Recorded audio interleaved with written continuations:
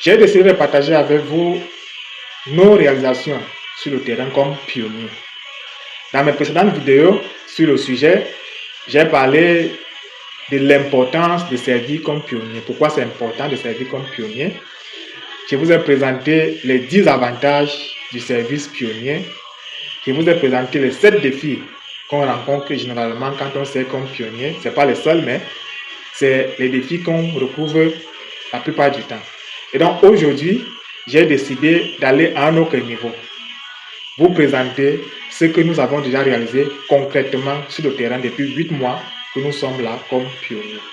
Donc, restez jusqu'à la fin de cette vidéo parce qu'ensemble, nous allons découvrir quelles sont nos réalisations et qu'est-ce que nous comptons réaliser à l'avenir. Sans plus tarder, on va directement commencer. Let's go!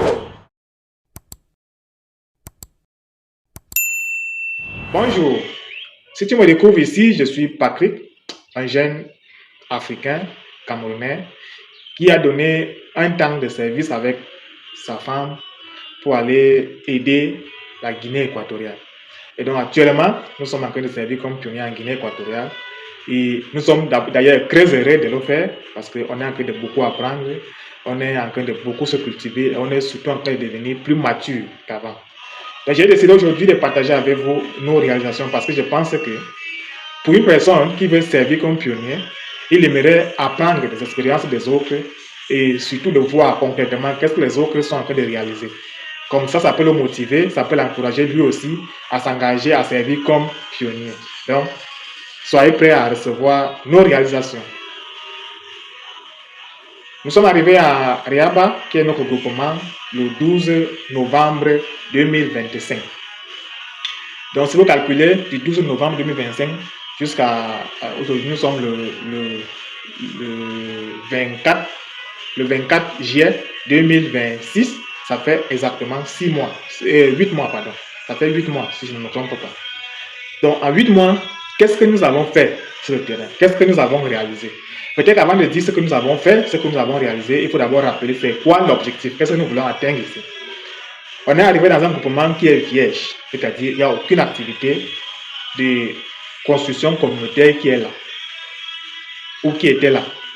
Donc, l'objectif premier était ou est d'établir ces activités-là, c'est-à-dire des activités avec les jeunes, des activités avec des préadolescents, des activités avec les enfants dans le cadre de l'éducation, mais également de travailler avec les familles dans le cadre des réunions de reconnaissance, c'est-à-dire les familles qui se mettent ensemble, pris ensemble, étudient certains concepts, certains thèmes ensemble et réfléchissent comment résoudre les problèmes qui minent leur village ou leur quartier. Et également, l'objectif à long terme est que en avril 2027, on puisse établir une assemblée spirituelle locale et amener le groupement au jalon 2. Voilà l'objectif de manière générale et de manière un peu plus grande.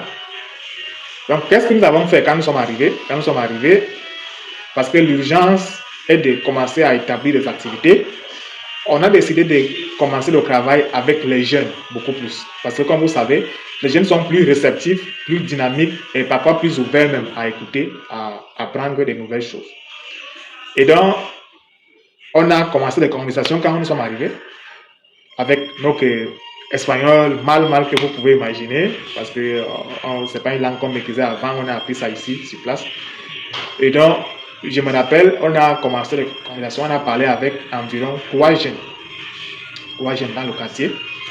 Et ces 3 jeunes-là ont contacté ou invité leurs amis.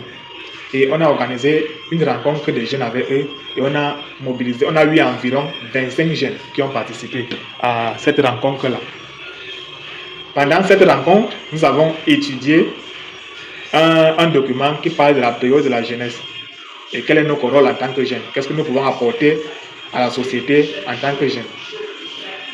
On a réfléchi ensemble avec eux et on a eu des bonnes contributions, des gens qui partageaient beaucoup sur leur compréhension. C'est vrai que c'était la première fois, ils n'avaient pas une idée, ils ne savaient pas vraiment de quoi il s'agissait, mais comme c'est des gens qui sont à un certain niveau intellectuel, ils se sont adaptés plus rapidement, plus vite Et après la rencontre là, on s'est dit, ok, on va pas seulement se limiter sur la rencontre, mais il faut que on engage un processus qui va permettre à ce que chacun de nous développe ses propres capacités, tant intellectuelles, spirituelles et également à contribuer à la construction de notre village, notre groupement auquel nous trouvons. Donc, c'était pas facile parce que vous savez, comme j'avais dit dans une des vidéos, vous pouvez aller regarder les vidéos où j'ai parlé des services pionniers. On vit dans une société où les gens sont plus attirés par le divertissement, surtout les jeunes. Les gens sont plus attirés par les choses matérielles, plus l'argent. Donc, quand quelque chose arrive et ça ne concerne pas directement l'argent, ils ne voient pas son intérêt directement. Et ça a eu un frein. Ça veut dire, sur les 25 qu'on a eu à la rencontre, lorsqu'on a voulu commencer le programme, on a plutôt eu 12 qui sont venus. Et les 12 là sont venus 2 séances. Première séance, on a commencé le livre 1, le livre de l'Institut. Et on a étudié, je crois, 2 ou 3 sections. Et puis, deuxième séance, ils sont venus encore les 12. On a étudié aussi 2 ou 3 sections. Et puis, ils ne venaient plus. On ne comprenait pas pourquoi. Ils ne venaient plus. Tous les 12, personne ne venait. On a essayé de commencer à les visiter, les rencontrer en route et au stade pour discuter, pour comprendre ce qui se passe.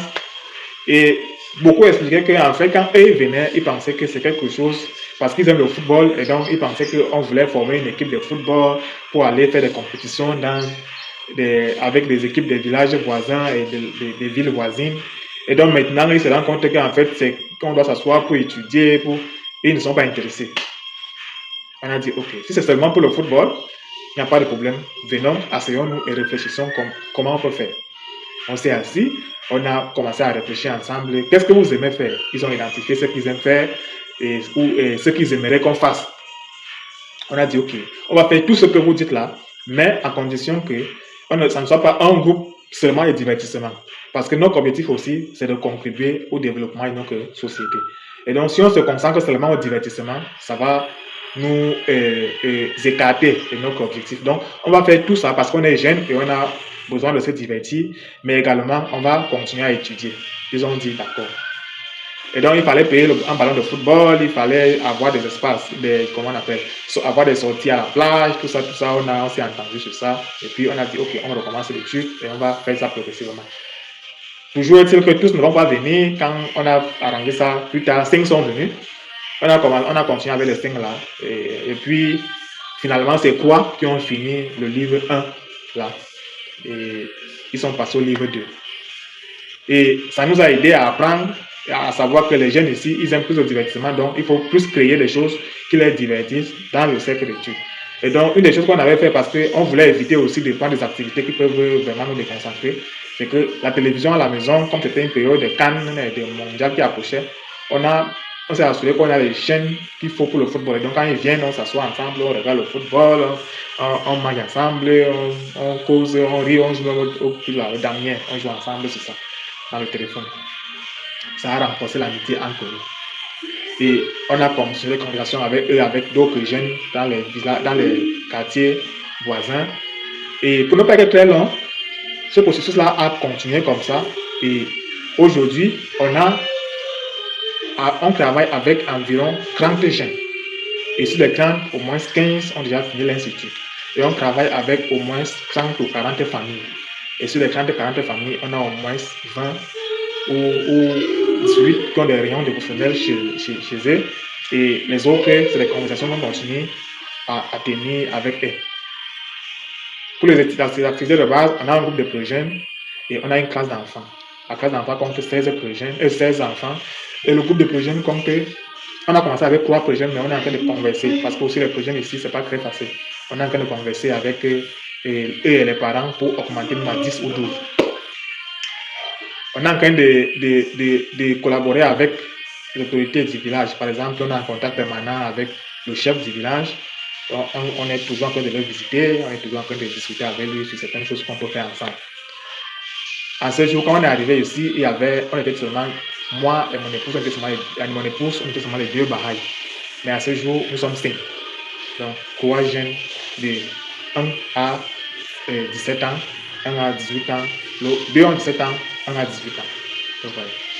Et On a des potentiels qui sont là aussi, même certains adultes qui sont là. On a même une maman qui, elle se considère déjà comme pareil, parce que chaque fois que les amis viennent, on part la visiter, et elle se sent, elle est enthousiasmée, elle dit que c'est ça. Elle dit quand on parle qu'elle peut déclarer, elle dit que elle, dans son cœur, elle se voit comme pareil, mais pour signer la carte là, elle va prendre du temps pour mieux réfléchir. Quand le moment viendra, elle va le faire. Donc, on est en train de grandir progressivement. Donc, ouais. Donc, à ce jour, dans notre regroupement, on est dans au moins 25 à 30 activités que nous avons. Et vous voyez, c'est seulement en 8 mois.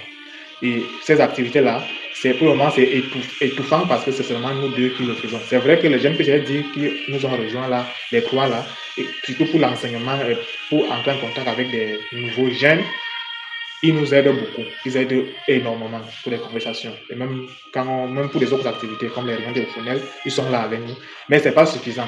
On a toujours besoin de plus en plus de personnes qui s'engagent, qui prennent la chose au même niveau que nous tous. Donc, mais on est très content, on est très joyeux parce qu'on connaît qu'on est arrivé ici, il n'y avait rien. Mais aujourd'hui, tout le monde ici au village connaît ce que nous faisons. Et quelque chose avant de peut-être terminer, quelque chose qu'on s'est créé ici, c'est vraiment de l'amitié, de la connaissance, de la collaboration. Vous voyez. Ici, là, il est difficile pour n'importe quelle situation qui peut m'arriver ou arriver à madame ou à nous. Il est difficile de dire qu'il n'y a pas une solution. Il y a toujours des solutions. Pourquoi? Parce que les gens sont là, ils nous connaissent, ils nous aiment, ils sont avec nous. Dernièrement, il y a une amie et une dame, en fait, deux dames qui étaient venues de Malabo pour nous visiter, sont venues passer une semaine avec nous à la maison pour nous aider dans les conversations. Et lorsqu'on sortait avec eux, tout le monde m'appelle, tout le monde me connaît, tout le monde me salue, Patrick par-ci, Patrick par-là, Patrick. Elle me regarde et elle me demande, mais ça fait seulement peu de temps que vous êtes ici. C'est comme si toi tu es maintenant d'ici, tout le monde te connaît. Comment tu as fait pour que tout le monde te connaisse comme ça? Je riais. Parce qu'en fait, ce qu'on a fait, c'est qu'on s'est dit qu'il faut qu'on crée des liens avec les gens. Et c'est ce qu'on a mis sur pied. Et c'est en train d'aider beaucoup. Ici, comme je disais la dernière fois, je peux être comme ça. Là, on n'a rien à la maison, même peut-être comme complément, parce que les choses sont chères ici. Après, tu es comme ça, tu vois seulement maman qui débarque avec les régions de plantain, les légumes, parce que quand même, nous, on aime les légumes, on aime le plantain, tout ça. Il vient avec nous donner. Voilà. Bon, le chef du village, quand les amis sont allés le visiter, il a fait un témoignage que moi, je ne m'attendais pas. Et quand les amis, les dames là lui parlaient de nous, il dit, je connais ces gens-là, ils sont exceptionnels ici au village. Je n'ai pas encore vu des gens comme eux. Calmes, gentils, ouverts, et ils sont toujours en train de faire leurs activités. Je les admire beaucoup. On a eu des étrangers qui sont venus ici nous causer des problèmes, faire ci, mais eux là, vraiment, on ne veut même plus qu'ils partent, on veut qu'ils restent avec nous ici. Ouais, c'était tellement touchant, même pour moi, parce que on ne peut pas, moi, je ne savais pas voilà, comment on nous voit, on nous regarde ici. Et la dame là, je me rappelle aussi, on avait visité une autre famille, et la dame avait dit que, ok, les gens ici, ils ne sont pas d'ici, donc ils peuvent partir du jour au lendemain, il faut que vous preniez les initiatives, vous devez savoir que c'est votre communauté, il faut que vous preniez les choses. Après, elle avait dit que ils sont maintenant d'ici, ils vont seulement vivre ici avec nous. Ils ne vont plus partir, ils doivent rester ici, on va les chercher au travail ici. Donc tout ça c'est pour montrer à quel point les gens qui sont attachés à nous et nous sommes attachés à eux, on devient une famille et tout ça. Et on est très heureux, sincèrement, vous pouvez voir mon visage, comment je dis ça avec émotion. On est très joyeux de le faire, on est très content, on apprend beaucoup, on s'est créé une famille, une nouvelle famille ici.